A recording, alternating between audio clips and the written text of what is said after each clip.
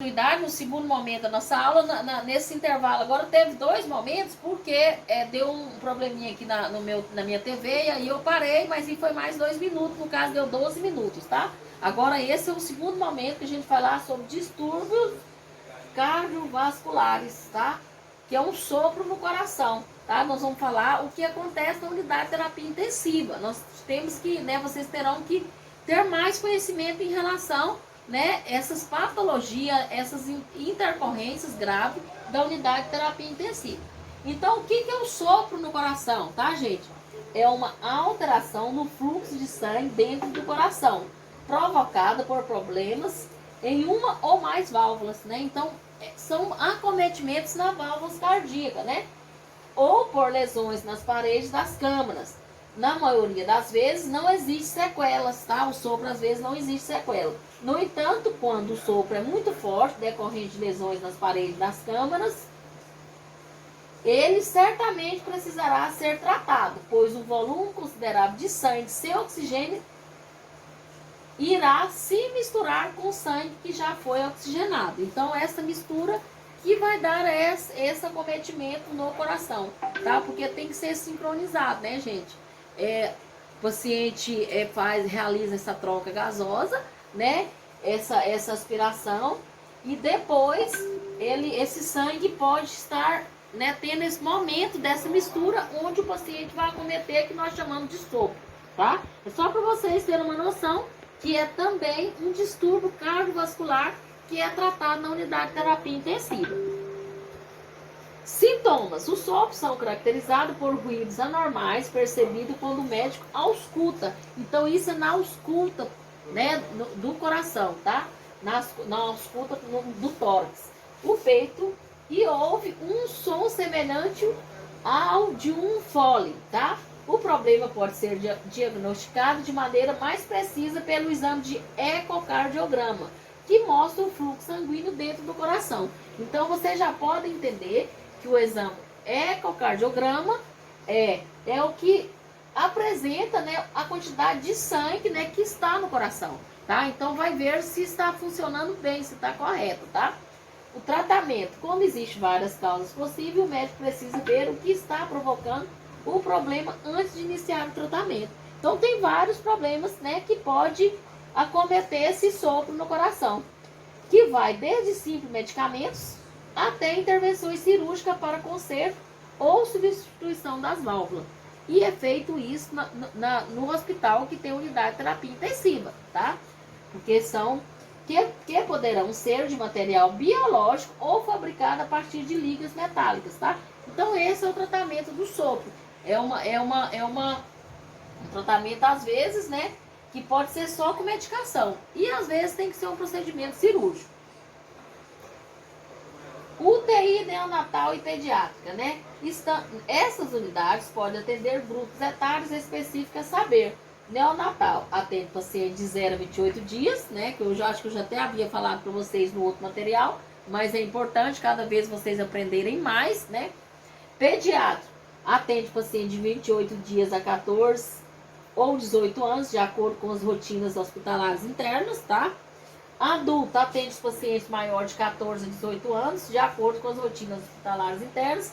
Especializada, voltadas para pacientes atendidos por determinadas especialidades ou pertencente ao grupo específico de doenças, tá? Então, tem uma UTI, gente, que é a UTI especializada, tá? Então, vai atender vários pacientes, às vezes, as várias faixas etárias, E tem a UTI específica, que é a neonatal, por exemplo, um recém-nascido de 35 semanas, que nós temos muito aqui, acontece, vai para essa UTI neonatal. E qual é a permanência desse paciente, desse recém-nascido? Até 28 dias. De 28 dias para frente, ele irá passar para a UTI pediátrica, tá? Onde vai acolher esta criança lá, e já é uma criança, já não é mais um recém-nascido.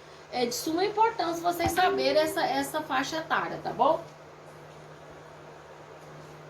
Instalações. No caso de maternidade, o sistema prevê 3 níveis com adequado sistema de referência e contra-referência entre elas, a saber, primário, será feito acompanhamento de gestantes IRN de baixo risco, tá? Então, essas UTI neonatal, identificando e encaminhando os casos de maior risco para os próximos níveis de assistência mais complexos.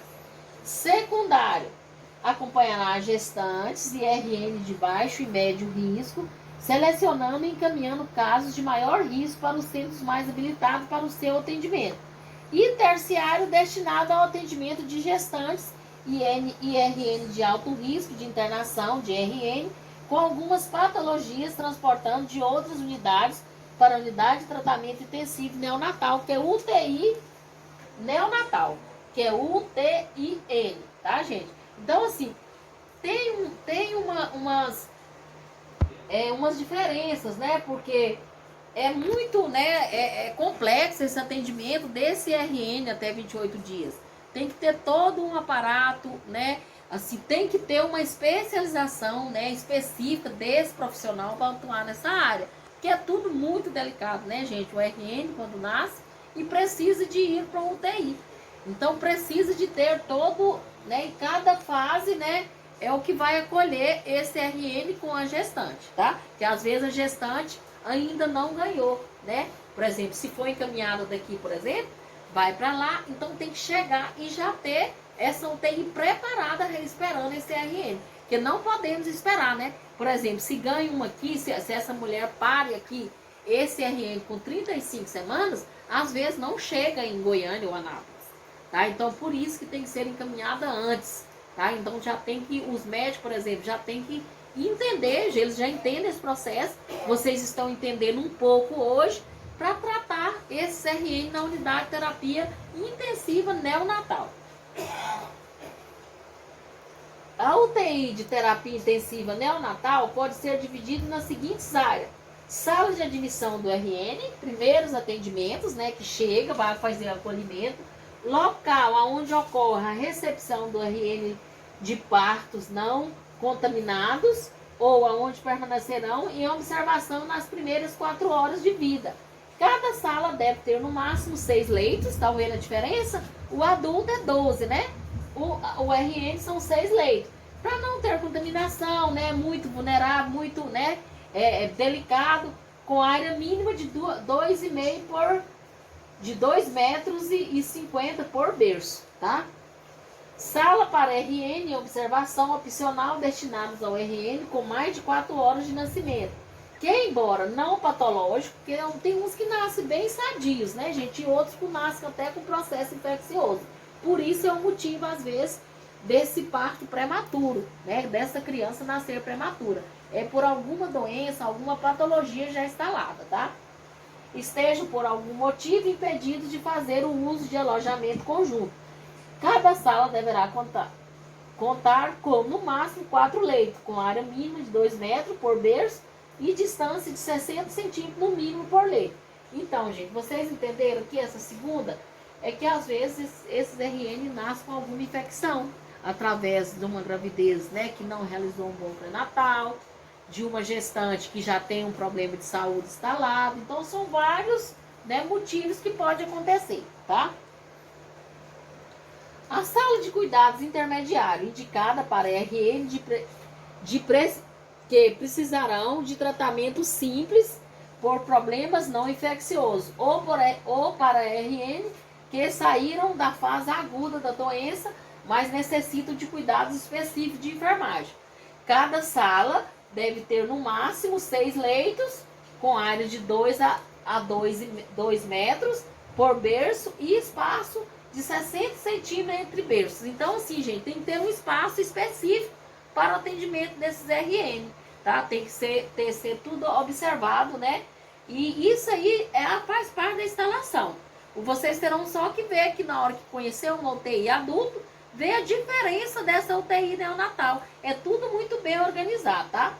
Sala de cuidados especiais, incluindo unidade de tratamento intensivo destinada ao RN de alto risco, tá? Que necessita de recursos físicos,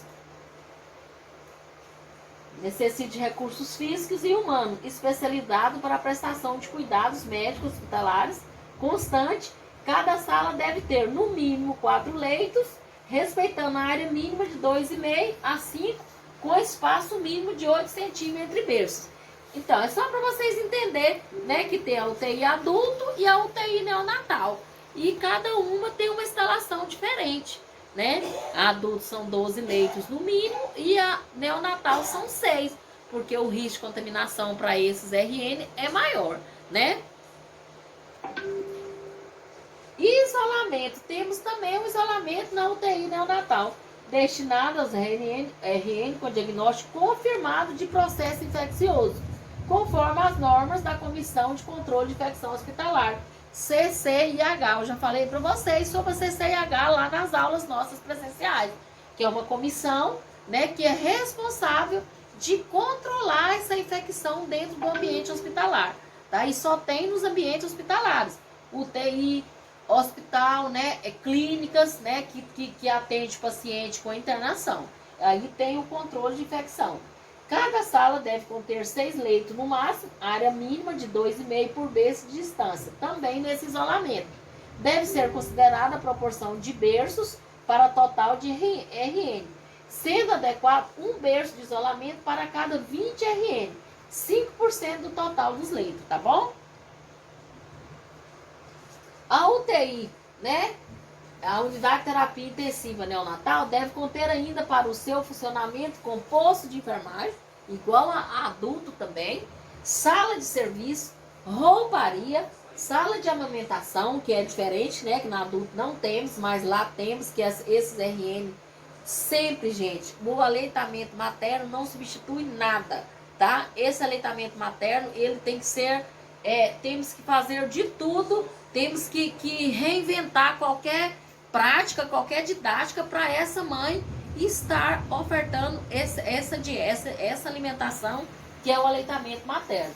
Área de apoio, depósito de armazenamento do material, depósito de armazenamento de medicamento, que eu falei para vocês que também, né, precisa de ter esse material para essa reposição, depósito para equipamento, sala de ordenha, amamentação. Então, até a sala de ordenha tem que ter na UTI neonatal. Aí ele não consegue sucção, vai ordenhar e vai ofertar para ele na seringa, né? Chuquinha a gente evita, tá, gente? O RN, os primeiros dias, a gente só oferta na seringa. Por quê? Vocês sabem por quê? Que não podemos colocar a chuquinha, porque tem o bico de silicone, né? Então, assim, essa criança acostuma que esse bico depois não quer pegar o bico da mãe, o peito da mãe. Entendeu? Então tem que ser a orientação dos pediatras, tanto nas UTIs quanto na clínica. A gente tem que ofertar essa dieta com a seringa, tá? Coloca o leite materno na seringa, já está conservado no ambiente, né, da temperatura, e já vai e oferta para esse RN nos horários, né, específicos, né, de 2 em 2 horas, né? Ou se houver necessidade, mais vezes, tá? Central de enfermagem, chefia de enfermagem, expurgo, tudo isso tem que ter na UTI neonatal. Consultório, escritório médico, repouso médico, serviço de apoio, laboratório próprio equipado no mínimo com recursos humanos, tá? Tem que ter também assistência a um RN, exige vigilância constante de pessoal competente e bem treinado, né? O que eu falei para vocês. Quando se trata de RN, tem que ser bem mais bem treinado, tá, gente? Porque as pessoas, né, esse profissional tem que especializar, tem que ter o dom. Nós temos técnico de enfermagem que não consegue funcionar um RN, tá? Então, esse pessoal que trabalha com RN tem que ser uma atenção especial, tá? Dadas das características de emergência, frequentemente oligossintomática da patologia neonatal. Então, assim, tem que entender, né, gente? Aqui está um bercinho, né, aquecido, né, com esse paciente, com esse RN, e vocês podem notar, né, essas enfermeiras, né, esse técnico de enfermagem está cuidando, e tem que ser delicado, né, gente? Porque ali oferta oxigênio, pega acesso, então vários procedimentos realiza neste RN, tá? Então, gente, vamos parar aqui na indicação para UTI, tá? Quais são os pacientes que vão lá para UTI?